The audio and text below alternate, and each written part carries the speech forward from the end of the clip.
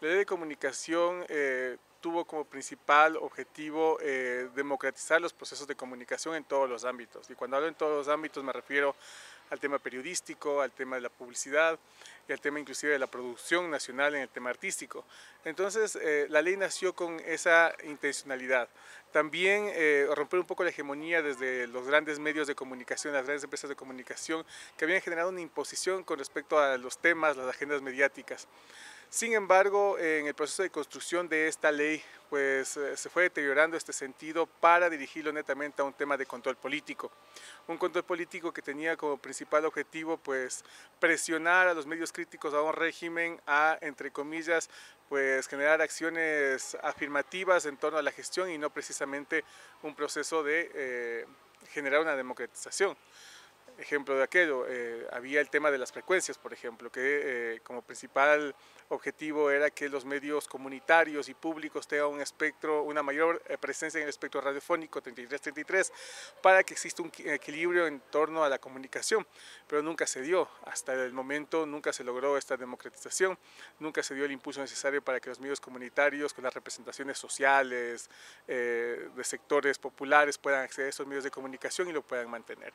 Y únicamente se centró en el tema del control político de la comunicación. Para el efecto, el último día antes de la aprobación se integraron temas como por ejemplo el linchamiento mediático, que es un concepto que no existe como tal dentro ni de la legislación judicial, ni en el ámbito penal, ni civil, ni en las connotaciones comunicacionales en ninguna parte del mundo, pero se integró como un referente, como parte de un artículo. Y también pues esta creación de la Supercom como un ente regulador, controlador y sancionador, que también pues está en contra de la lógica dentro de los procesos de juzgamiento, porque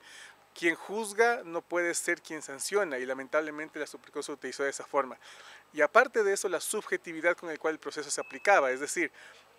no se hacían las consideraciones que la misma ley contemplaba, que las noticias deben estar contextualizadas, que las noticias deben estar contrastadas, que las noticias deben ser verificadas, sino que simplemente había una subjetividad de que alguien se consideraba, generalmente la gente que estaba en el puesto del poder, se consideraba afectado y se le obligaba a los medios de comunicación a generar espacios de réplica y sobre todo lo más complicado, de rectificación, porque la rectificación, de acuerdo a la norma, establecía que se le brinde, que se pida disculpas públicas por parte del medio de comunicación, y en la réplica que se le dé espacio a quien se sentía afectado en el mismo espacio y en el mismo horario. Y resulta que la Supercom enviaba las réplicas, entre comillas, preeditadas, es decir, no había la posibilidad de generar en los mismos espacios la posibilidad de que se exponga cuál fue la situación inadecuada. Simplemente se exigía, y bajo las visiones y las condiciones que ellos consideraban pertinentes. Y el juzgamiento no era igual, porque mientras se juzgaba por ahí lo que consideraban exabruptos de un medio de comunicación o de alguien en un medio de comunicación, cuando esos exabruptos venían por parte de alguien del Estado, se me ocurre una sabatina con el presidente de la República, y él afirmaba o podía generar acciones que iban inclusive contra el buen nombre de alguien, y esa persona se iba a la Supercom, pues no se daba esa misma consideración y no se daba paso a ese tipo de situaciones.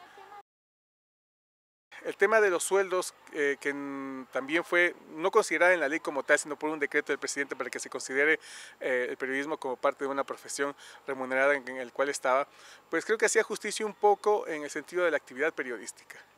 Lamentablemente, lo que hoy se está pretendiendo es, en cambio, retomar las viejas visiones con respecto a lo que era la comunicación y los medios. Duele mucho, por ejemplo, escuchar a un representante de una agremiación que diga que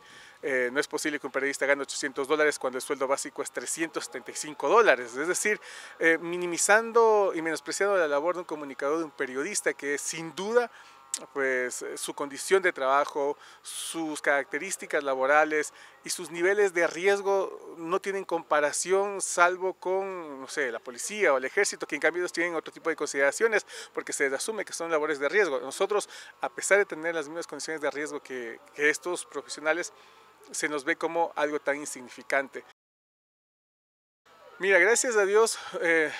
más allá de las réplicas, que es un proceso casi común porque uno puede controlar, por ejemplo, en los espacios de entrevistas o de opinión que alguien haga alguna afirmación,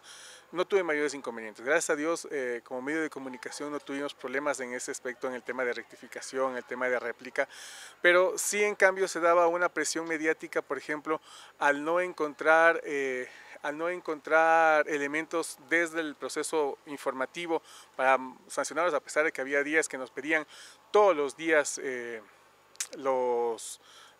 noticieros, por ejemplo. Nos pedían todos los días que mandemos a Esmeraldas los noticieros, porque al parecer alguien se quejaba que alguien dijo algo. Gracias a Dios nunca tuvimos ese problema, pero al no encontrar desde la parte normativa algo con que presionarnos a nivel de nuestro trabajo periodístico, sí nos presionaban de otras formas, por ejemplo, por el hecho de que en algún momento se pasó 10 segundos la P en publicidad cuando era la O de opinión y nos sancionaron por eso. Tiene un 99% de cosas positivas. Creo que el tema de la democratización del espectro radiofónico, el tema de definir de mejor manera los procesos de réplica, de rectificación, el tema de la publicidad y promocionar y fortalecer los procesos de la publicidad generada a nivel del país para eliminar lo que antes se hacía, venían publicidad de otras partes y dejaba un poco a un lado a los creativos, el tema de los cantantes, los músicos que puedan promocionar de mejor manera como una prioridad de los medios de comunicación, me parece que es muy positivo. O sea, un 99% de esta ley es lo que se necesitaba. Todos los países tienen una ley de comunicación. Creo que el 1% está en lo que te decía, los elementos de linchamiento mediático y la Supercom, que en cambio fue lo que, a diferencia de lo que se esperaba, se convirtió en la totalidad de sentido de la ley.